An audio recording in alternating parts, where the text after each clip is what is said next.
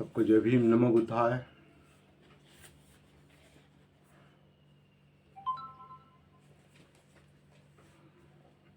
The Buddha and his Dhamma, book 4, part 4, Buddha और उनका धम्म, चतुर्थ कांड और चौथा भाग, सदाचरण संबंधी प्रवचन।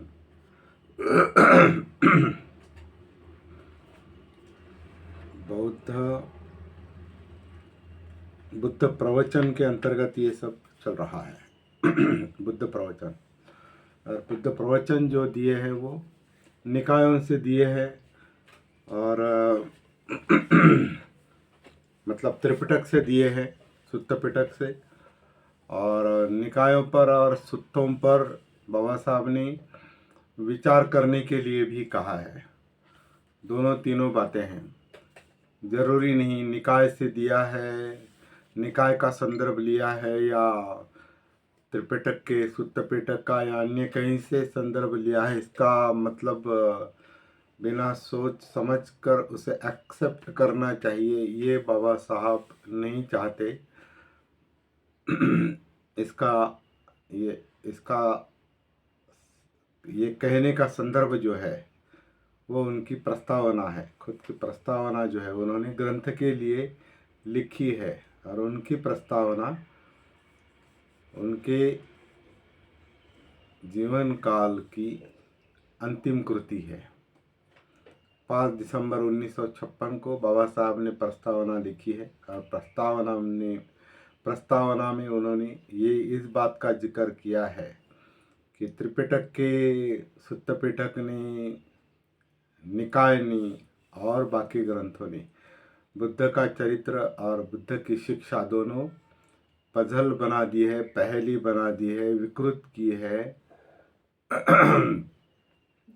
इसलिए सब का सब वैसा का वैसा स्वीकार करने की आवश्यकता नहीं है, उस पर विचार करना जरूरी है, उस पर चिंतन करना जरूरी है। और चिंतन कौन करेगा, विचार कौन करेगा?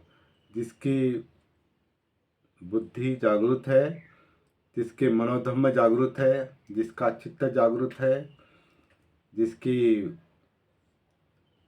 फीलिंग वेदनाएं जागृत है, इमोशंस जागृत है, जिसकी काया जागृत है, जो अपने सांस के लेवल पर जागृत है। ये काया आन करती है, काया अपान करती है, जो 11-12 सिस्टम्स है, उसमें इस काया को एक नींव बनाकर, बेस बनाकर जागृति का अभ्यास किया जा सकता है। और फिर काया धम्मं कायेन पश्यति, फिर काया वेदना चित्त मनोधम्म, इस तरह जागृति का अभ्यास जो करेगा वही जागृति पूर्वक विचार भी करेगा। वरना विचार यूं ही आएंगे, यूं ही आंखें पड़ेंगी और यूं ही विचार करेगी, और उसमें अगर जागृति का अंश नहीं है तो वो विचार शून्य विचार एक तरह से, या अजागृत विचार, भ्रमिष्ट विचार, वो कभी भी बुद्ध की मूल शिक्षा का अनुसंधान नहीं कर सकते। ये काम करना चाहिए, ये बाबा साहब की अपेक्षा है, ये समझ लेना जरूरी है। तभी बुद्ध धम्म का एक तरह से शुद्धिकरण हो सकता है। बुद्ध धम्म का शुद्धिकरण करने की बात है अभी, ऐसा लगता है। और जो बातें ठीक नहीं लगती, मिसगाइड करती है, बुद्ध इस तरह से बात नहीं कर सकते, ऐसा अगर लगता है तो बेझिझक उस पर विचार करना चाहिए। उसमें कोई पवित्रता अपवित्रता पाप पुण्य का सवाल नहीं है। बुद्ध ने ऐसा कभी नहीं कहा कि मुझे विरोध करेंगे तो पाप लगेगा, और मेरा समर्थन करेंगे तो पुण्य लगेगा, मेरी पूजा करेंगे तो पाप पुण्य होगा, और नहीं करेंगे तो पाप लगेगा, ऐसा बिल्कुल नहीं कहा। बाबा साहब ने भी ऐसा कभी नहीं कहा।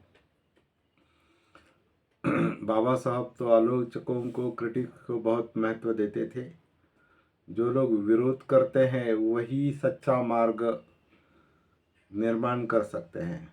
जो केवल आंखें मूंद कर किसी बात को स्वीकार करते हैं और हाँ हाँ कहते हैं, हाँ में हाँ मिलाते हैं, ऐसे ऐसे अंधश्रद्धालु लोग, अंधश्रद्धालु मतलब जो जागरूक नहीं है, जिनकी श्रद्धा अंधी है, जिनको दिखाई नहीं देता, ऐसे लोग बुद्ध धम्म के तो किसी काम के लिए, बुद्ध धम्म के लिए किसी काम के नहीं। वो केवल परंपराएं क्रिएट करेंगे, निर्माण करेंगे और वही परंपराएं चलाए जो बाकी लोग करते हैं। तो ये तो बुद्ध का काम नहीं हो सकता, ये बाबा साहब का काम नहीं हो सकता। तो थोड़ा कठोर बनकर हमें ये अभ्यास करना पड़ रहा है, और पहली बार ये हो रहा है, हमसे भी पहली बार हो रहा है, क्योंकि हमने भी इतनी बारीकी से वो प्रस्तावना ही नहीं पढ़ी थी। अंदर का तो केवल एक भक्ति का ग्रंथ रहा ये हमारे लिए भी। नहीं, इस पर सवाल नहीं खड़े करने हैं, लेकिन बाबा साहब ने कहा इस पर सवाल खड़े करो, इस पर विचार करो, ऐसा हो सकता है क्या। और उदाहरण के तौर पर उन्होंने 4 जो बातें इंट्रोडक्शन में बताई है, 4 सवाल, 4 समस्याएं स्वयं उन्होंने निर्माण की है, जिनके कारण बुद्ध धम्म विकृत बनता है, बुद्ध की शिक्षा विकृत बनती है, बुद्ध का चरित्र भी विकृत बनता है। ऐसे 4 सवाल जो है वो 4 दृश्य है, 4 सत्य है, 4 बुद्ध का कर्म, पुनर्जन्म और आत्मा और भिक्षु संघ का निर्माण, इस तरह के जो प्रश्न निर्माण किए हैं, समस्याएं निर्माण किए हैं। बाबा साहब का कहना ये है कि अंदर ऐसी कई सारी समस्याएं निर्माण हो सकती है ग्रंथ पढ़ने के बाद। केवल यही ग्रंथ नहीं, त्रिपिटक पढ़ने के बाद, निकाय पढ़ने के बाद, बाकी बौद्ध और खासकर अबौद्ध लोगों ने जो ग्रंथ लिखे हैं उन पर ज़्यादा सवाल निर्माण होता है, क्योंकि उनका मकसद तो बुद्ध धर्म का काम आगे ले जाना नहीं हो सकता। जो बौद्ध नहीं है, जो बुद्ध को अहमियत नहीं देते, वो अपने मत को अहमियत देते हैं, अपनी परंपरा को अहमियत देते हैं, अपने ध्यान को, अपना अभ्यास, अपनी परंपरा, अपना राष्ट्र, अपना संघ,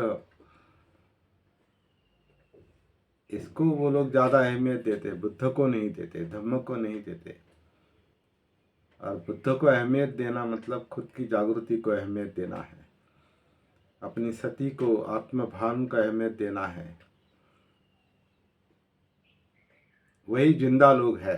अपमादो मत पदंग पमादो मच्छुनो पदंग, जो अपमादी है, जो जागृत है, जो सती में है, जिन्हें आत्मभान है, वही जिंदा लोग है, बाकी मृतवत है।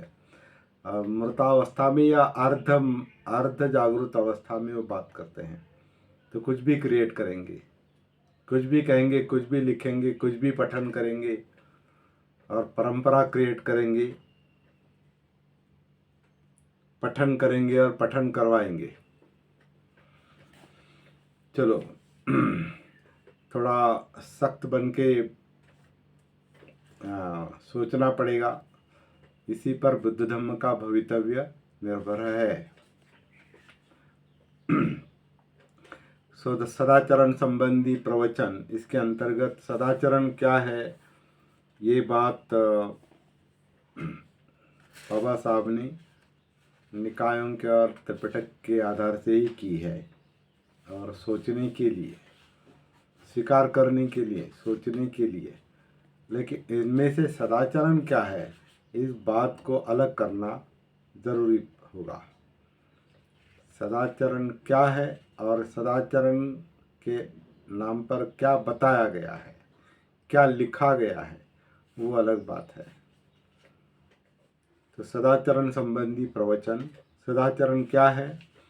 तो एक बार जब भगवान बुद्ध, भगवान शब्द भंते जी ने इस्तेमाल किया है, बाबा साहब जहाँ तहाँ बुद्ध ही शब्द इस्तेमाल करते हैं, या तथागत या इस तरह का कुछ। तो एक बार जब बुद्ध भिक्खु संघ से ही चारिका कर रहे थे, तो वह शालाग्राम नाम के एक ब्राह्मण ग्राम में पहुँचे। शाला नाम के एक ब्राह्मण ग्राम में, तो ब्राह्मणों का अलग गांव था क्या, ये सवाल निर्माण होता है कि चारों वर्णों के लोग एक ही गांव में रहते हैं, आज भी रहते हैं, तब भी रहते हैं, तो ब्राह्मण ग्राम कैसे हो सकता है केवल। तो शाला नाम के एक ब्राह्मण ग्राम में पहुंचे, लिखा है इसलिए लिया है। ये ग्राम कौशल जनपद में था। शाला ग्राम के ब्राह्मण मुखियों ने सुना कि चारिका करते करते बुद्ध उनके कौशल जनपद स्थित गांव में आए हैं। उनको लगा कि बुद्ध के दर्शनार्थ जाना अच्छा है, इसलिए शाला ग्राम के ब्राह्मण बुद्ध के पास गए और कुशल क्षेम पूछकर एक ओर बैठ गए। उन्होंने तथागत से प्रार्थना की कि वे बताएं कि सदाचरण का क्या मतलब है।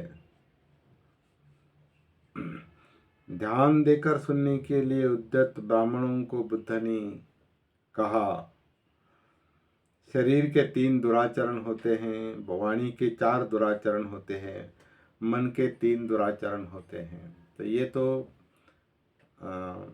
बहुत बार बुद्ध ने ये दशशील बताए हैं।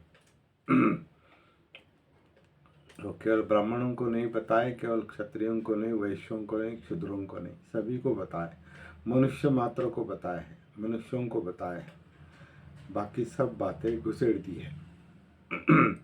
जहाँ तक शरीर के दुराचरण की बात है, एक आदमी रक्त रंजित हाथों से हत्यारा होने के कारण, प्राणियों के प्रति किसी भी प्रकार की दया न होने के कारण जीव हत्या करता है।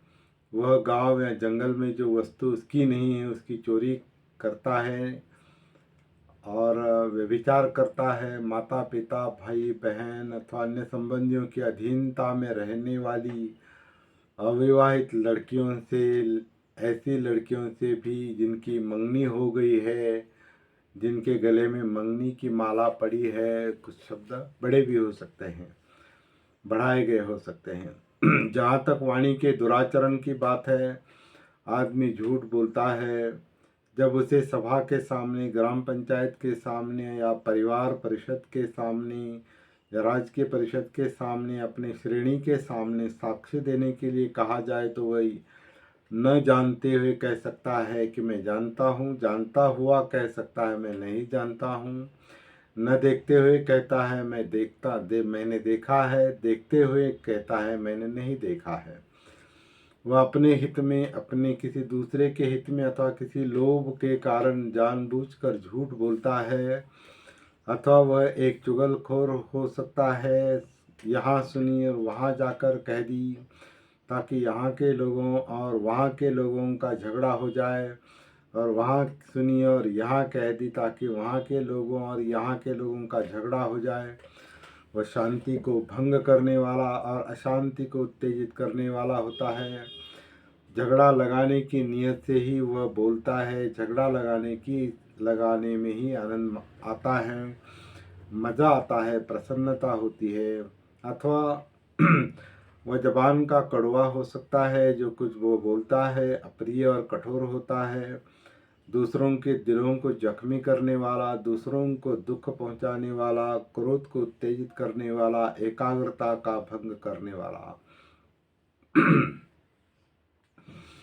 अथवा वह एक बकवासी हो सकता है, व्यर्थ बिना मतलब की बात करते रहने वाला, कभी धर्म की बात करने वाला, कभी धर्म की बात न करने वाला, कभी नीति की बात न करने वाला, हमेशा ही तुच्छ, असामयिक, निरुद्देश्य तथा निष्प्रयोजन बात करने वाला। जहाँ तक मन के दुराचरण की बात है, एक आदमी लोभी हो सकता है, वह ये इच्छा कर सकता है कि दूसरे सभी लोगों की संपत्ति उसी की हो जाए, अथवा वह द्वेष बहुल हो सकता है, वो ये इच्छा कर सकता है कि उसके आसपास के प्राणी मारे जाएं, नष्ट हो जाएं, किसी तरह न रहें। अथवा वह मिथ्या दृष्टि हो सकता है, मिथ्या धारणाओं वाला। वह ये सोच सकता है कि दान, त्याग और ब्रैकेट में यज्ञ लिखा गया है, और दक्षिणा जैसी कोई चीज़ नहीं है, लिखा गया है।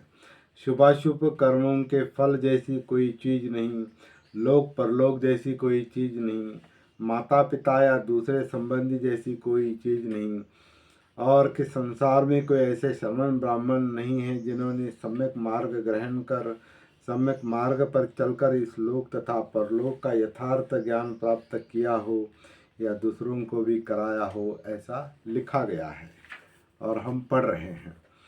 इतनी इनके विरुद्ध 3 शरीर के आचरण हैं। तो शरीर के सदाचरण, काया वाचा मन के सदाचरण, ये तो अहम बात है, लेकिन उसको लेकर के बहुत कुछ विस्तार भी है निकायों में, त्रिपिटकों में, इधर उधर विशुद्धि मग इधर उधर कहीं भी। इनके विरुद्ध 3 शरीर के सदाचरण हैं, 4 वाणी के सदाचरण हैं और 3 मन के सदाचरण हैं।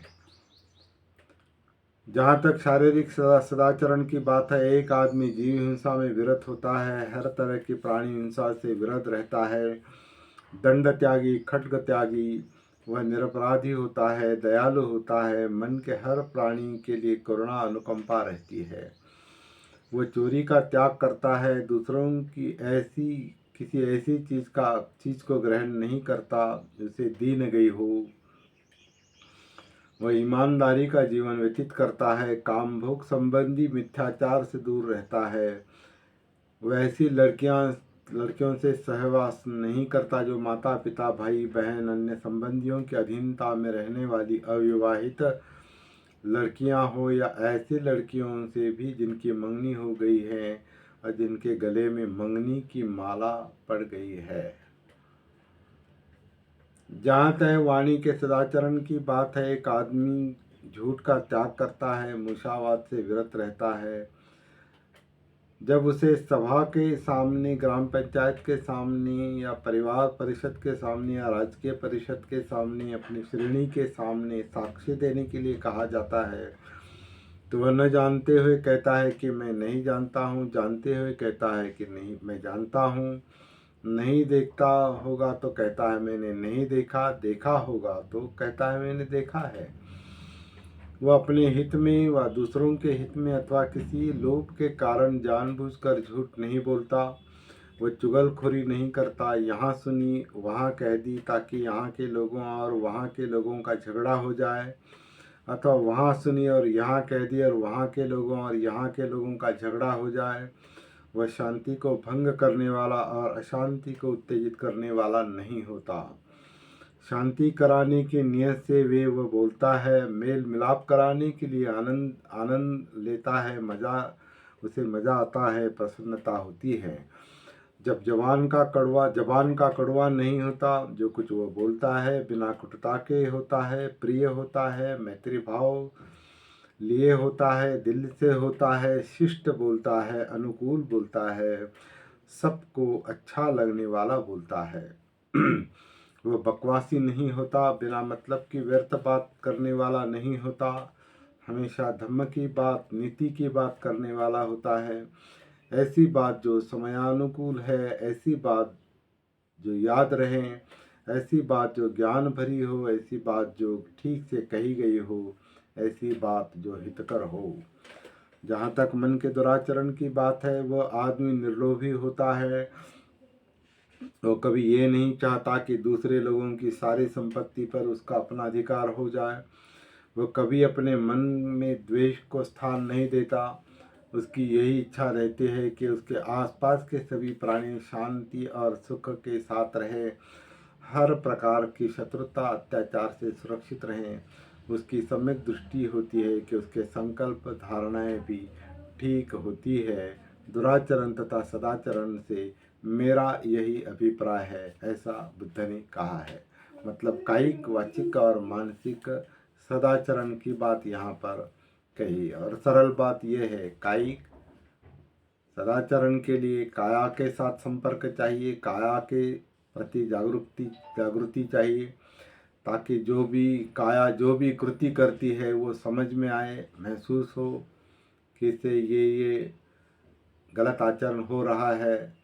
सही आचरण होता है तो वो भी समझ में आए कायानुसति में कि काया सही आचरण कर रही है। वाणी के स्तर पर, वाणी की अगर जागृति है, वाणी का अगर भान है, अपमाद है, तो अगर वाणी का दुराचरण होता है वो समझ में आता है, सदाचरण होता है तो वो भी समझ में आता है। मनोधम्म के साथ अगर धम्मानुसति है, मनोधम्म जानता है, मन के प्रति जागरूक है, तो मन का सदाचरण और मन का दुराचरण दोनों जागृति में महसूस होते हैं। और जो बात जागृति के प्रकाश में होती है उसमें वहाँ अपने आप सदाचरण होता है, क्योंकि मन स्वयं दुख से बाहर आना चाहता है। तो दुख से बाहर जो मन आना चाहता है वो दुराचरण स्वयं छोड़ देता है। ये सती का गुणधर्म है। वहाँ नियम काम नहीं करते, वहाँ जागृति काम करती है। और बुद्ध ने तत्व बताए, शील तत्व है, शील नियम नहीं है। नियम तोड़े जा सकते हैं या जबरदस्ती पालन किए जा सकते हैं, लेकिन शील जो है, तत्व जो है, वो समंजसता पर निर्भर है, बोध पर निर्भर है, जागृति पर निर्भर है। जहाँ मन काया वाचा मन जागृत है वहाँ शीलाचरण अपने आप होता है, वो नियम नहीं बनता। क्योंकि जो जागृत है उसे वो ज़रूरत लगती है, आवश्यकता लगती है। इसलिए सदाचरण की आवश्यकता यही है। सदाचरण क्या है और सदाचरण की आवश्यकता क्या है, इस तरह की बात की है। तो सदाचरण आवश्यकता की बात है, वो केवल नियम पालन करने की या दबाव से पालन करने की बात नहीं है। तो ये बात हम समझ लेंगे। आगे जो है सदाचरण की आवश्यकता पर प्रवचन है और देखते हैं वो उसका क्या संदर्भ है। सदाचरण की आवश्यकता। तब तथागत ने पाटलीग्राम के उपासकों को संबोधित किया है, गृहपतियों, दुशील दुष्ट आदमी को ये दुष्परिणाम भुगतने पड़ते हैं। अविद्या में दुशील आदमी प्रमाद के कारण धन की बहुत हानि उठाता है। प्रमाद के कारण, अजागृति के कारण, होश ना होने के कारण, सती ना होने के कारण। तो दुशील होना कोई अजागृत आदमी से गलती से वो काम होता है, लेकिन जागृत आदमी जानबूझकर सोच समझकर दुशील से शील की ओर अपने आप मुड़ता है और अच्छा बर्ताव करता है। तो दुष्ट आदमी प्रमाद के कारण धन की बहुत हानि उठाता है, उसका अपयश होता है तो उसे दुनिया की नज़रों में गिरा देता है। ये परिणाम है। अगर वो होश में आ जाता है तो सुधर जाता है। वह किसी भी जमात में जाए, चाहे वह क्षत्रिय परिषद हो, चाहे ब्राह्मण परिषद हो, चाहे गृहपति परिषद हो, चाहे श्रमण परिषद हो, वह हर जगह बड़े संकोच से जाता है, व्यग्र चित्त हो जाता है, निर्भय नहीं होता। ये उसकी तीसरी हानि है। तो जो होश में ही नहीं, जो सती में नहीं, वो ब्राह्मण परिषद में जाएगा या गृहपति परिषद में जाएगा या क्षत्रिय परिषद में जाए, उसे क्या पता चलता है, क्योंकि वो होश में है ही नहीं। या श्रवण परिषद में जाता है, वो जागरूक है ही नहीं, तो उसे दुष्परिणाम का कोई पता नहीं चलता। फिर उसे मरते समय शांति नहीं होती, जाहिर है परिणाम होगा ही। वो मरण काल में दुखी रहता है, ये उसकी चौथी हानि है। तो गृहपतियों, दुष्शील दुष्ट आदमी के दुष्परिणाम भुगतने पड़ते हैं। अब उन लाभों का भी विचार करो जो सज्जन शीलवान आदमी को प्राप्त होते हैं। तो सज्जन शीलवान आदमी अप्रमाद के कारण बहुत धन संग्रह कर लेता है। सज्जन शीलवान आदमी अप्रमाद के कारण बहुत धन संग्रह कर लेता है। जैसा है अनुवाद वैसा पढ़ रहे हैं, मूल अंग्रेजी हमारे सामने अभी नहीं है। सज्जन उसका सज्जनशीलवान आदमी अप्रमाद के कारण बहुत धन संग्रह कर लेता है तो उसका सुयश फैल जाता है, वह जहाँ जाता है सम्मानित होता है। मतलब धन संग्रह के कारण वह किसी भी जमात में जाए, चाहे वह क्षत्रिय परिषद हो, चाहे ब्राह्मण परिषद हो, चाहे गृहपति परिषद हो, चाहे श्रमण परिषद हो, वह हर जगह निसंकोच जाता है, निर्भय हो प्रवेश करता है। फिर उसे मानसिक शांति प्राप्त होती है। मरते समय वो चित्त की शांति के साथ शरीर त्यागता है। मूर्ख आदमी पाप करते समय ये तक नहीं जानता कि वह पाप कर रहा है, अग्नि के समान उसके पाप कर्मों से जला देते हैं।